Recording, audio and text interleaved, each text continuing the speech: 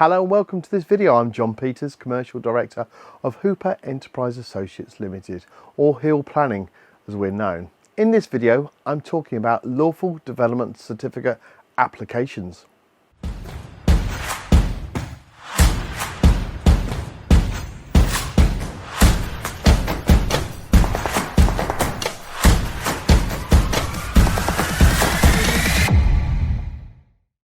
Lawful Development Certificate applications in planning terms are a very black and white type of application, as there's no grey or interpretable area as such, and as such they require a very high level of attention to detail to achieve success.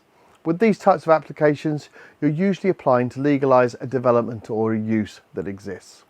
At Hill Planning, we see a lot of customers who have attempted to apply previously for a Lawful Development Certificate, not realising the level of evidence and proof that is required, or how it should be detailed and presented in order for the application to be successful.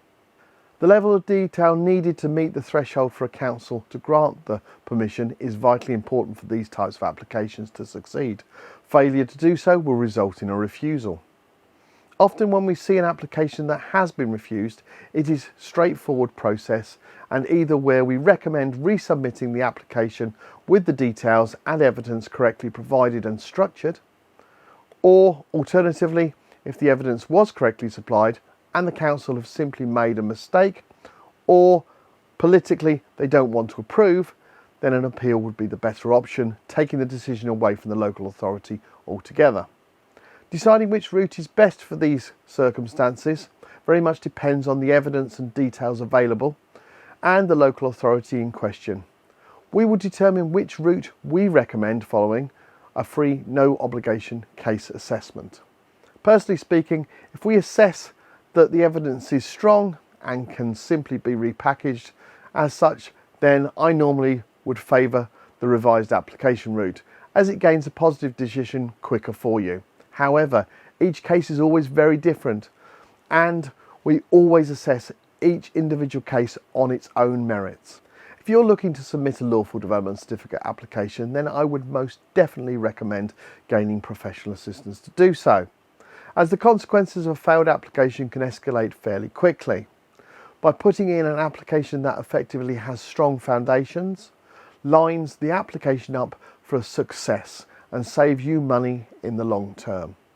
Attention to detail is paramount with all lawful certificate applications, and so is cataloguing and detailing the evidence and proof to satisfy the presumption of probability that will result in a successful application.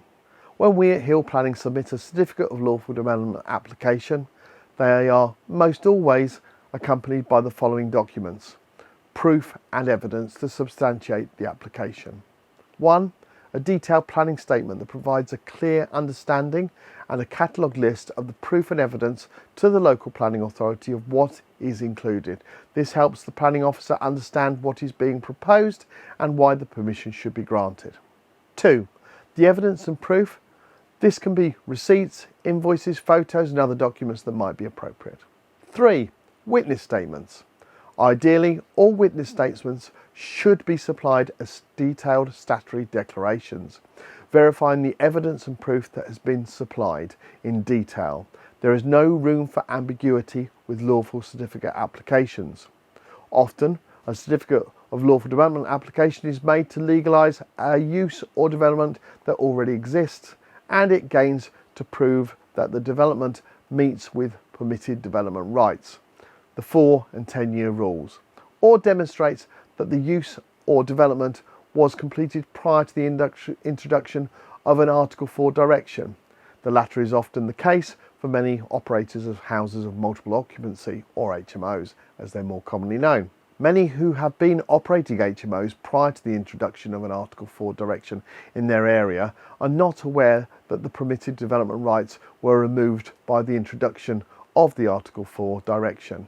But due to the use predating the Article 4, they have the right to the permission in question.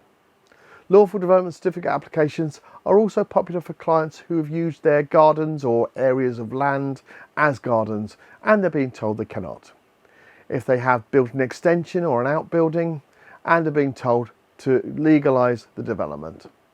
Other regular examples include converted outbuildings, outbuildings being rented out, shops or office buildings that the legal use does not match the current use permission, loft conversions, dormer windows in lofts, walls and boundary treatments. This list is not exhaustive and there are many more we regularly deal with. If you're given the option to gain a permission for your use of development by the local authority prior to them serving an enforcement notice, then I would urge you to do so and to employ the services of an organisation that has successful experience in these types of applications. Fail to prove the legality of the development or use will probably mean that you will be in breach of planning control and open to enforcement action, which will cost you more to deal with. On that note, Heal Planning are able to help you with your Certificate of Lawful Development if you are based in England and Wales. Our planning and legal teams deal with these types of applications on a daily basis, and as such, we have the knowledge and ability to advise where and when additional evidence would be needed during the process. If you've had an application refused, we can still help by either putting together an application that has the required information and evidence, or appealing the refusal, and in some cases appealing an enforcement notice that has been served.